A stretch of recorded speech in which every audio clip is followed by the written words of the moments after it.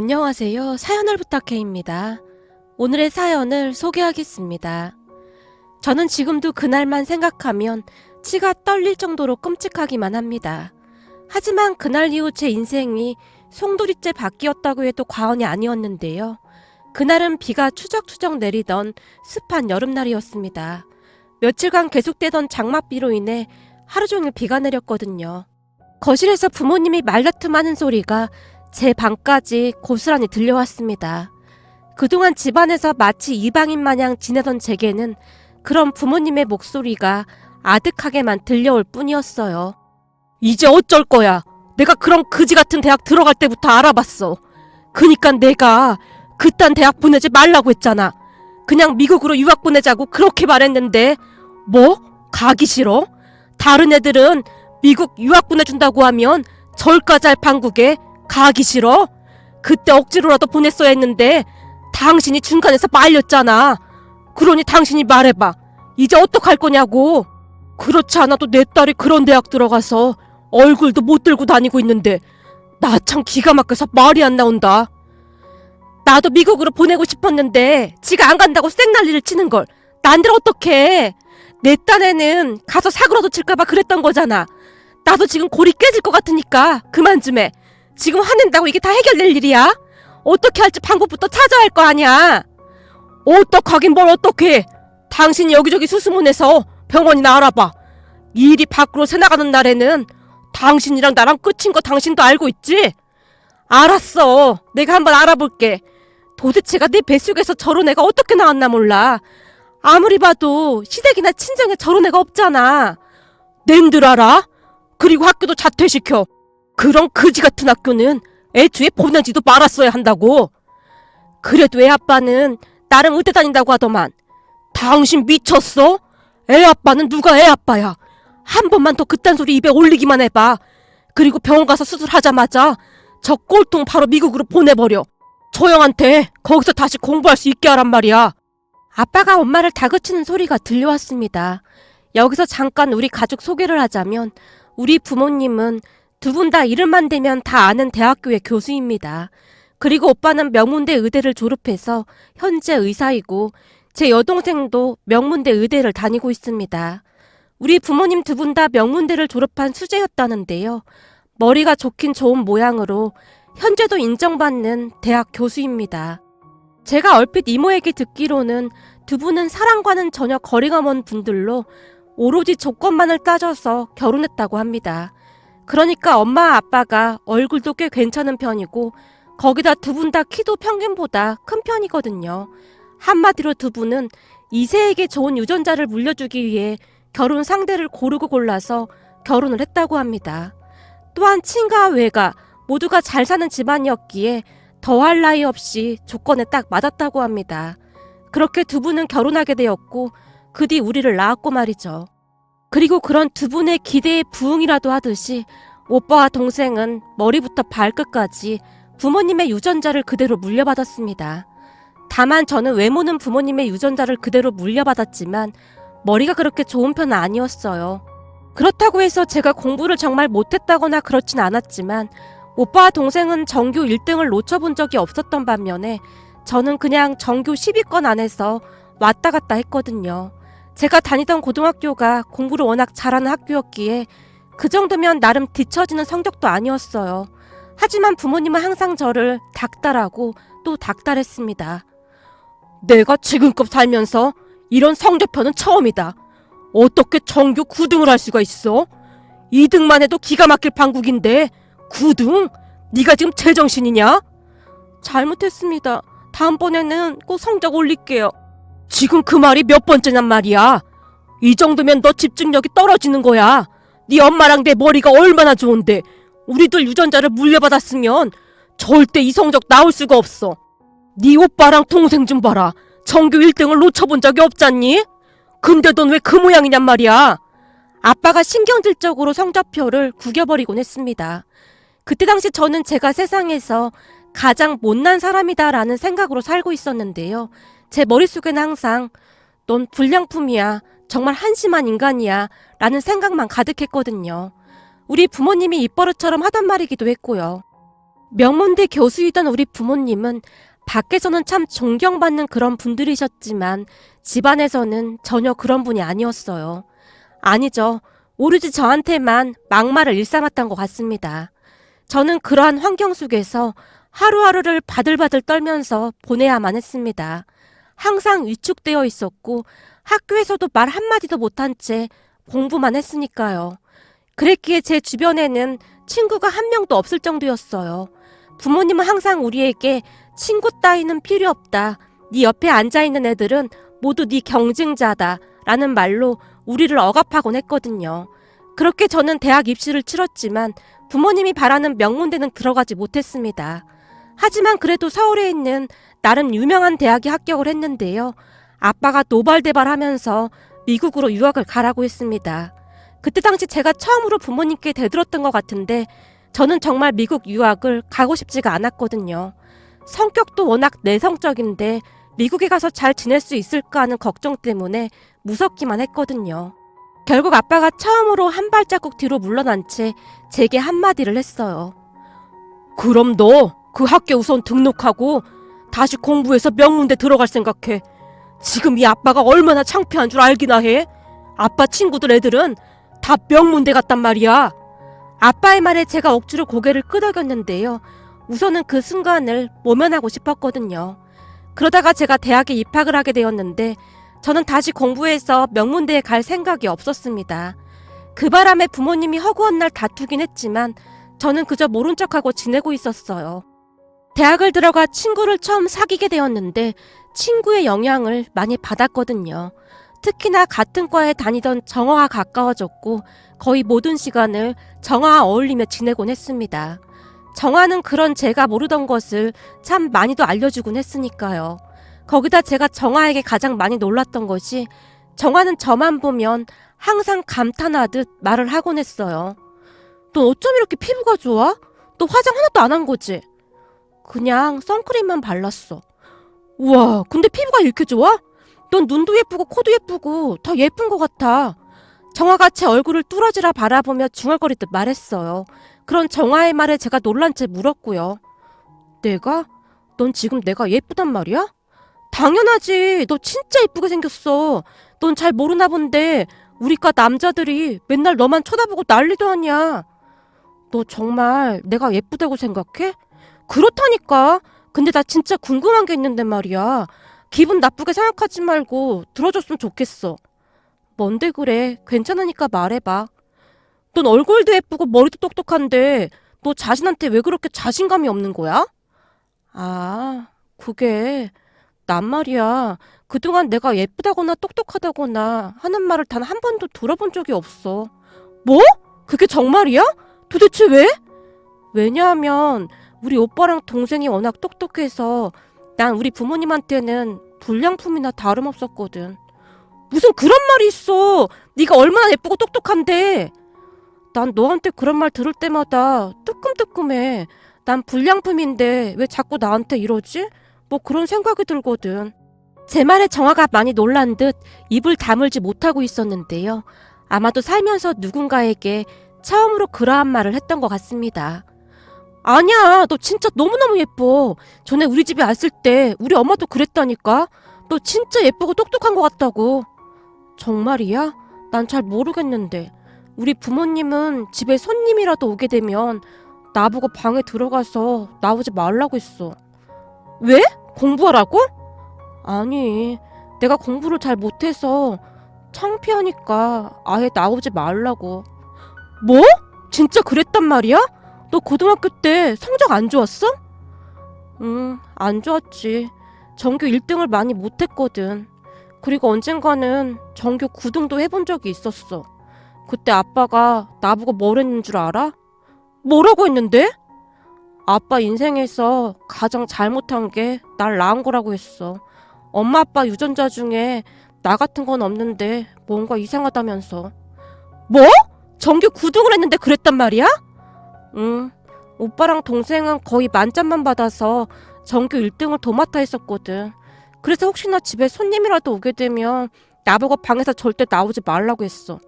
사람들이 내 성적 물어보면 대답하기 창피하다고. 거기다 생긴 것도 못생겨서 보여주기 싫다고. 우와, 무슨 그런 경우가 다 있냐? 근데 너 어디 가서 그런 말 하지 마. 다른 애들이 들으면 너 이상하게 보겠다. 당연하지. 사실 나 고등학교 때까지 친구가 한 명도 없어서 이런 얘기는 너한테 처음 하는 거야. 그러니까 비밀 지켜줘야 해. 우리 부모님 대학 교수인데 괜히 소문나면 안 되잖아. 알았어. 근데 말이야. 넌 진짜 괜찮은 사람이야. 아니지, 괜찮은 게 아니라 난 너가 세상에서 제일 부러울 지경이야. 정아가 활짝 웃으며 저를 위로해줬습니다. 그렇게 저는 조금씩 변해가기 시작했습니다. 그러면서 부모님과 더욱 틀어지게 되었고요. 부모님은 저로 인해 다툼이 더 잦아졌고 엄마는 대학에 들어간 뒤로 너무나 많이 변해버린 저를 보며 그나마 조금은 제 눈치를 보고 있었어요. 그러다 어느 날 정한의 집에 놀러 갔다가 명문대 의대에 다닌다는 정한의 오빠를 만나게 되었는데요. 정한의 오빠가 저를 한동안 바라만 보고 있었어요. 거봐, 예쁘지? 내 친구 예쁘다고 했잖아. 거기다 엄청 착하기까지 해. 인사해, 내 친구 예나야. 안녕하세요. 정한의 오빠의 얼굴이 새빨개져 있었습니다. 그리고 그날부터 정한의 오빠가 저를 따라다니기 시작했는데요. 정아도 적극적으로 오빠와 제가 사귈 수 있도록 밀어줬고요. 그러다가 어느 순간 우리는 연인 사이가 되었습니다. 아무래도 정한의 집에 자주 드나들다 보니 자주 보게 되었고 정한의 오빠가 제게 너무나 잘해줬기에 저도 모르게 마음이 갔던 것 같아요. 그렇잖아요. 평생을 불량품 신세로 살다가 처음으로 공주 대접을 받았으니 제 입장에서는 그 모든 것이 신기하고 다 좋을 수밖에 없었거든요. 그렇게 1년 정도 사귀다가 그만 제가 임신을 하게 된 겁니다. 그 바람에 집안이 발칵 뒤집어진 건 말할 것도 없었고요. 하지만 남친은 제게 걱정하지 말라면서 바로 결혼을 하자고 했어요. 걱정 마. 오빠가 다 책임질게. 그러니까 낳아서 키우자. 우선은 돈이 없으니까 우리 부모님께 도움을 받으면 될 거야. 그게 우리 부모님이 아시면 오빠 진짜 큰일 날 거야. 우리 부모님 진짜 엄청 무섭거든. 그것도 걱정 마. 내가 니네 부모님 찾아가서 책임진다고 말할게. 오빠, 나 진짜 무서워. 우리 부모님 절대 허락 안 할 거야. 내가 어떻게든 해볼 테니까 넌 나만 믿고 따라오면 돼. 알았지?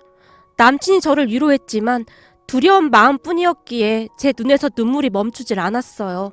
그뒤 남친 부모님과 우리 부모님이 다 알게 되었는데요. 남친 부모님은 놀라서 남친 등짝을 내려치긴 하셨지만 제게는 걱정 말라며 몇 번이나 안심시켜 주셨는지 모르겠습니다. 우리가 아들을 잘못 키웠네. 남의 집 귀한 딸 이리 만들어서 어째 그래? 근데 우리가 다 알아서 할 테니 너무 걱정은 하지 말고 우선 결혼식부터 올리고 여기 들어와서 살다가 나중에 애 좀 크면 분가해라. 너 학교도 졸업해야 하는데 그때까지는 우리가 애기 봐줄게. 제게 정말 많이 미안해하셨어요. 하지만 역시나 우리 부모님의 반응은 상상을 초월했는데요. 갑작스레 남친과 제가 집 안으로 들어서자 부모님의 얼굴이 사색이 되어 있었어요. 뭐야? 누군데 우리 딸이랑 들어오는 겁니까? 안녕하십니까. 저는 예나 남자친구입니다. 뭐? 남자친구? 이런 정신 나간 것이 있나? 너 지금 제정신이야? 그딴 대학 가놓고는 벌써 남자친구를 데리고 와? 아빠가 저를 보며 노발대발 하다가는 남친에게 소리쳤어요. 우리 예나 곧 미국으로 유학 보낼 생각이니까 이만 헤어져요. 대학 다니면서 만나는 남자친구를 뭐 한다고 집에까지 데리고 오고 난리야. 저기 그게 지금 예나가 제 아이를 가졌습니다. 정말 죄송합니다. 죽을 죄를 졌습니다. 남친이 바닥에 무릎까지 꿇은 채 고개를 푹 숙였습니다. 뭐? 아이? 이게 다 무슨 말이야? 여보, 당신이 다시 말해봐. 내가 잘못 들은 거지? 그러니까 우리 딸이 임신을 했다 그 말인 거예요? 예나야, 아니지. 지금 엄마 아빠한테 반항하느라 거짓말하는 거지? 엄마가 자리에서 벌떡 일어난 채 저를 노려봤어요. 엄마 아빠 진짜 잘못했어요. 저 임신한 거 맞아요. 뭐? 뭐가 어쩌고 어째? 너 지금 제정신이야? 아빠가 이성을 잃은 채 남친에게 달라들어서는 순식간에 남친의 뺨을 올려 붙였습니다. 그리고는 제 뺨도 올려 붙이려고 손을 치켜들었는데요. 아버님, 예나 지금 임산부입니다. 차라리 저한테 분풀이를 하십시오. 남친이 아빠의 손을 잡은 채 어쩔 줄을 몰라 하고 있었어요. 너 이 손 못 놔? 우리 집안이 어떤 집안인데? 뭐? 임신? 임신을 해? 결혼도 안 하고 임신을 해? 잘못했습니다. 예나는 제가 책임지겠습니다. 네가 뭘 책임질 건데? 넌 당장 나가. 그리고 니들 바로 헤어지고 예나 너는 다음 달 바로 미국으로 가. 아버님, 예나 뱃속에 제 아이가 있습니다. 예나랑 아이 충분히 먹여 살릴 수 있습니다. 제발 이렇게 부탁드리겠습니다. 남친이 아빠의 다리까지 붙은 채 빌어대고 있었어요. 애기 얘기는 없던 일로 하고 그만 가봐. 우린 절대 용납 못해. 애는 병원 가면 그만이야. 아빠, 나 절대 병원 안 가. 나 알 거란 말이야. 이게 지금 어디서 말대꾸야. 넌 그냥 입 다물고 가만히 있어. 어디서 저런 거 나와서 내 인생을 망쳐. 너 같은 건 태어나지 말았어야 해. 라며 소파를 발로 걷어찼어요. 그동안 아빠가 화내는 모습을 많이 보긴 했지만 그날만큼 화가 많이 난 모습은 처음이었던 것 같습니다. 결국 남친은 아빠에게 끌려나갔고 저는 제 방에 갇혀버렸어요. 넌 방에서 나올 생각도 하지 마. 네 엄마가 병원 알아보면 거기 따라가서 수술받고 바로 미국으로 떠나. 네 오빠랑 동생 오기 전에 더 이상 집안 시끄럽게 하지 말고 얼른 방으로 들어가. 그리고 지금 이 얘기는 아무한테도 말하지 말고 알아들었어? 아빠가 제게 윽박을 질러댔어요. 저는 그저 눈물만 뚝뚝 흘리고 있었고요. 그 뒤 저는 휴대폰까지 다 빼앗긴 채 방 안에 갇혔습니다. 그리고 부모님이 거실에서 앞으로 어떻게 해야 할지 말다툼을 하고 있었고요. 사실 지금 생각해보면 두 분 다 완벽주의자에 가까웠기에 저로 인해 인생이 무너지는 듯한 그런 기분이었을 것 같긴 합니다. 제가 부모님을 미워하긴 했지만 큰 불효를 저지른 건 맞으니까요. 그렇게 저는 불안에 떨며 방 안을 서성이고 있었는데요. 그러다가 문득 이곳을 나가야 한다는 생각이 강하게 들기 시작했어요. 그런 생각이 들자마자 주변을 두리번거리며 나갈 수 있는 방법을 생각해내기 시작했습니다. 거실 밖에서 부모님이 감시를 하고 있었기에 방문으로는 나갈 수가 없었거든요. 그런데 다행히 우리 집이 큰 단독주택이었기에 어쩌면 창문으로 나갈 수 있지 않을까 하는 생각을 하게 되었고 제가 창문을 열어서 확인해보니 가능해 보였어요.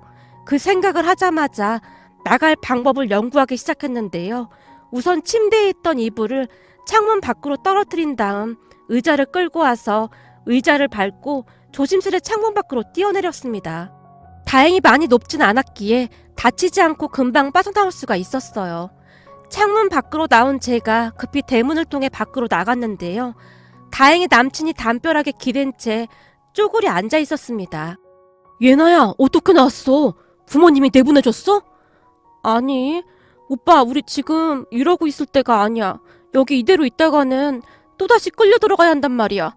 빨리 도망쳐야 해. 어? 그럼 몰래 나온 거야? 우선 빨리 가야 한다니까. 제가 남친의 팔을 잡아 끌고는 냅다 도망치기 시작했어요. 그리고 잠시 후에 남친 집으로 들어갔는데요. 우리 둘의 모습을 본 남친 부모님의 얼굴에 놀라움이 가득해 보였어요. 아니 니들 꼴이 그게 뭐야? 엄마, 사실은 예나 부모님이 당장 헤어지라고 해서 우리 도망 나왔어. 하긴 어느 부모가 안 그러겠냐. 나 같아도 그랬을 거야. 근데 당장 병원에 데리고 간다고 하셔서 무서워서 어쩔 수가 없었어. 우선 예나 여기서 지내야 할 것 같아. 지금 너무 놀라 있거든. 알았다. 우선은 방에 들어가서 좀 쉬어. 정 안 되면 엄마 아빠도 같이 가서 용서를 빌어보마. 싫어요. 전 절대 집에 안 갈 거예요. 그래, 알겠다. 그럼 넌 그냥 여기 있어. 그럼 되는 거지? 제 몰골이 말이 아니었기에 남친 엄마가 저를 안심시켜줬습니다.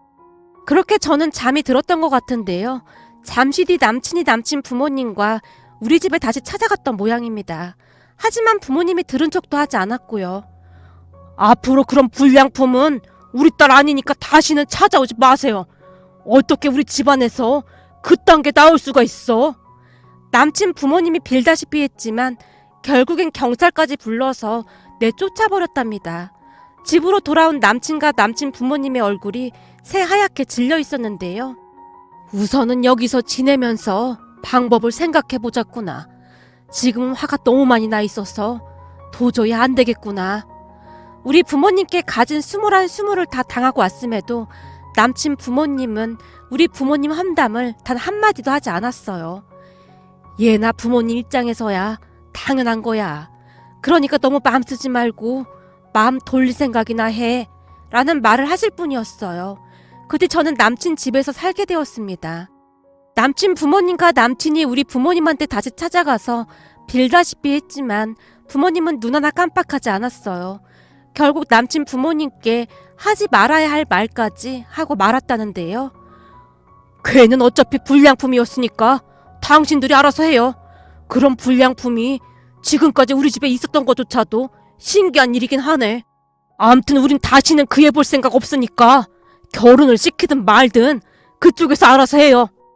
저기 화가 나신 건 알겠습니다만 말씀이 조금 지나치신 것 같습니다. 예나가 왜 불량품입니까? 저희가 봤을 때는 예나가 참 착하고 예쁜 아이던데요. 아무리 속상하셔도 사돈 딸 아닙니까? 그만 노여움 푸시고 애들 결혼시켜주시는 게 어떻겠습니까? 부디 마음 돌려주십시오. 남친 엄마가 간절히 말씀하셨다는데요. 지금 어디 와서 이래라 저래라는 겁니까?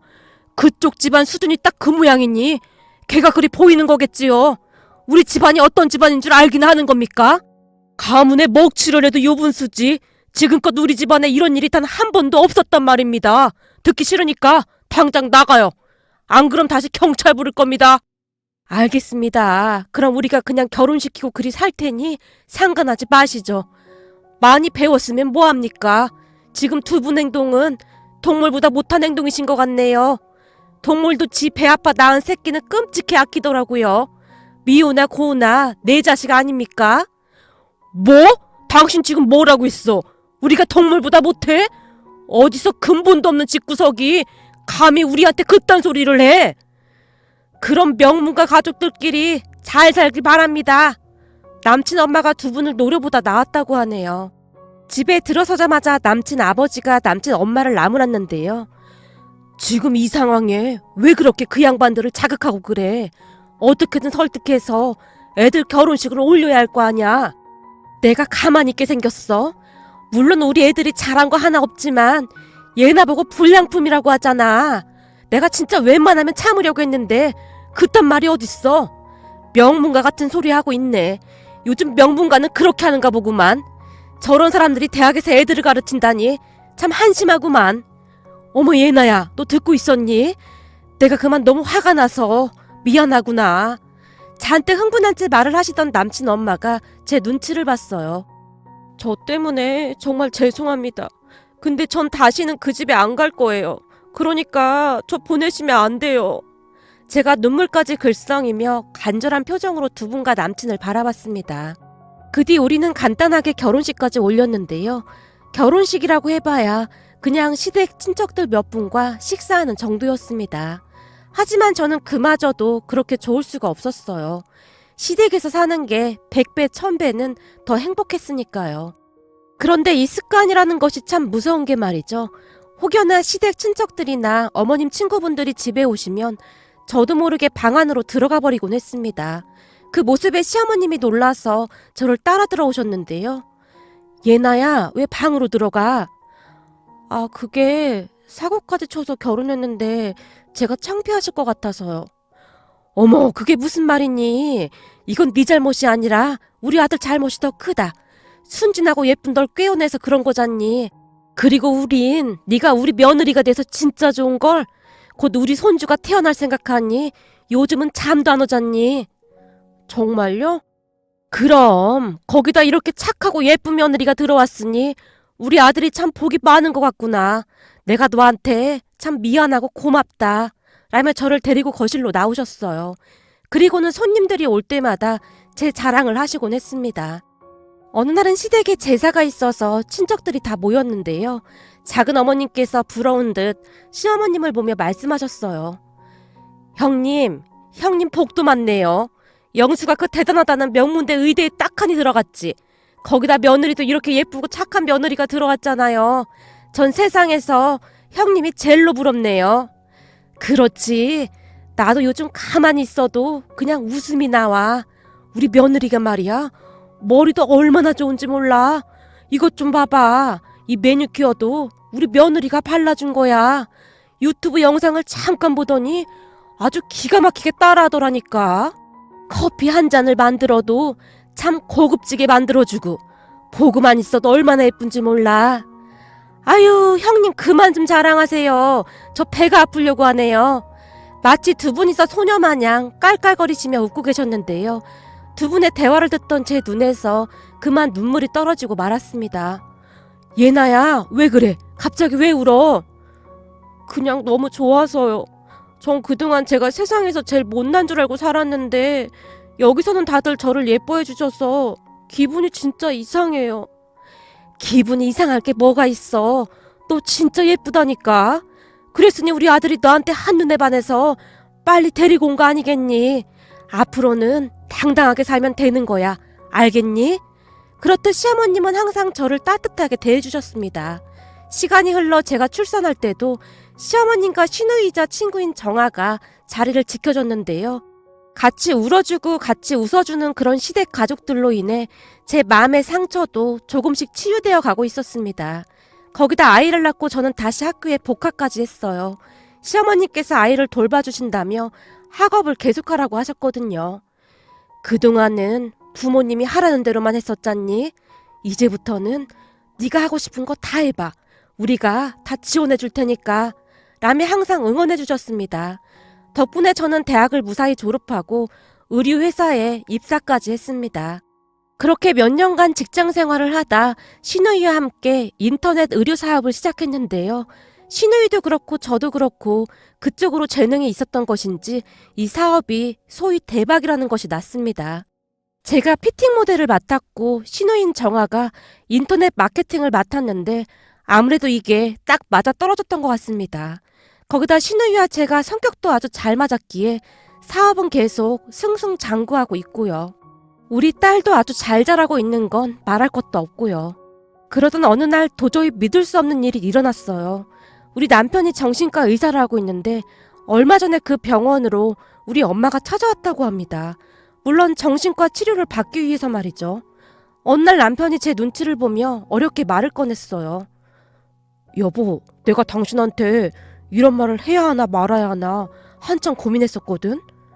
뭔데? 당신 무슨 일 있는 거야? 저기 그게 아니고 얼마 전에 장모님께서 우리 병원에 오셨더라고. 장모님? 장모님이라니? 너무나 오랜만에 들어보는 단어였기에 그저 낯설게만 느껴졌거든요. 장모님 말이야. 그니까 당신 어머님 말이야. 우리 엄마? 우리 엄마가 거길 왜 갔어? 저기 그게 난 장모님을 알아봤는데 장모님은 날 잘 못 알아보시더라고. 장모님 얼굴이 완전 다른 사람이 돼 있더라. 나도 처음에는 긴가민가 했었거든. 왜? 우리 엄마 성형수술했어? 예전에도 주름 편다고 피부과 다니고 그러긴 했어. 아니, 그게 아니라 얼굴이 말이 아니시더라고. 거기다 말씀하시는데 막 횡설수설 하시고 그러더라고. 아마도 학교도 그만두신 것 같더라고. 일상생활이 어려워 보였거든. 뭐? 그게 무슨 말이야? 제가 믿을 수 없다는 표정으로 남편을 바라봤어요. 그래서 내가 이것저것 좀 알아봤거든. 근데 당신 오빠 말이야. 당신 오빠 의대 졸업하고 장인어른이 병원을 차려주신 모양인데 아마도 그랬을걸. 오빠는 부모님의 자랑이니까. 근데 당신 오빠가 사고를 좀 쳤더라고. 사고? 그럴 리가. 우리 오빠 절대 그럴 사람 아니야. 무슨 사고인데? 당신 놀라지 말고 들어. 남편이 한참을 민기적거리다가 힘겹게 말을 꺼냈는데요. 병원을 개원한 뒤 오빠가 바로 결혼을 했던 모양이었어요.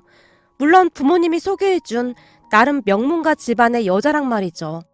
그런데 병원 안에 오빠가 좋아하는 간호사가 있었다고 하네요. 그러니까 오빠는 그 간호사를 좋아하고 있었음에도 불구하고 다른 사람과 결혼을 했던 겁니다. 문제는 결혼을 했으면 그 간호사와 헤어졌어야 했는데 정말로 사랑했던 모양인지 계속 민기적거리며 만나왔던 모양이었어요. 문제는 얼마 가지 않아 그 간호사가 임신까지 하게 되었다는데요. 그 사실을 알고 오빠가 혼비백산 한 채 그 간호사에게 수술을 권했고요. 하지만 그 간호사는 절대 그렇게는 못하겠다고 난리를 쳤고 말이죠. 결국 우리 부모님까지 알게 되었다는데 부모님이 그 간호사를 집으로 조용히 불러서는 돈은 섭섭지 않게 줄 테니 당장 수술을 하라고 협박 아닌 협박을 했다고 하네요. 그런데 더 큰 문제가 발생했다는데요. 이미 오빠에게 실망할 대로 실망한 간호사가 부모님까지 그렇게 몰아붙이자 부모님과 오빠의 만행을 그대로 다 녹음했다가 방송국 기자에게 메일을 보냈던 모양입니다. 그래서 기사까지 나고 집안이 난리가 났었다고 하네요. 결국 부모님이 재직하고 있던 학교에까지 다 알려지게 되었고 두 분은 더 이상 교수직을 수행할 수 없는 지경에 이르렀다고 합니다. 오빠 병원이 문을 닫은 건 말할 것도 없었고요. 그리고 그 모든 사실을 알고 화가 날 대로 난 새언니 가족들이 소송까지 하고 집안이 아주 풍비박산이 나다시피 했답니다. 그뒤 엄마는 정신적인 충격으로 인해 정신과 치료까지 받고 있고 아빠는 맨날 술에 취해 살고 있다고 합니다. 그 말을 듣는데 입이 다물어지지 않을 정도였어요. 그렇게 대단한 가문이라고 하더니만 결국 그렇게 몰락하는구나 하는 생각마저 들었거든요. 한동안 말을 하던 남편이 제게 넌지시 물었어요. 그래도 가족인데 연락은 해야 하지 않겠어? 장모님 얼굴이 진짜 많이 상하셨던데. 아니, 난 그러고 싶지 않아. 그분들한테 난 어차피 불량품이잖아. 불량품이 무슨 도움이 되겠어. 제가 단박에 거절했습니다. 그 뒤에도 저는 여전히 친정 가족들과 연락을 끊고 살고 있어요. 저는 지금도 시댁 가족들과 함께 지내고 싶은 생각뿐입니다. 혹여나 이 행복이 사라지진 않을까 하는 생각까지 들거든요. 가만히 돌아보면 제 인생도 참 파란만장한 인생이었다는 생각이 드네요. 오늘의 사연은 여기까지였습니다. 즐겁게 보셨다면 구독, 좋아요 부탁드립니다. 고맙습니다.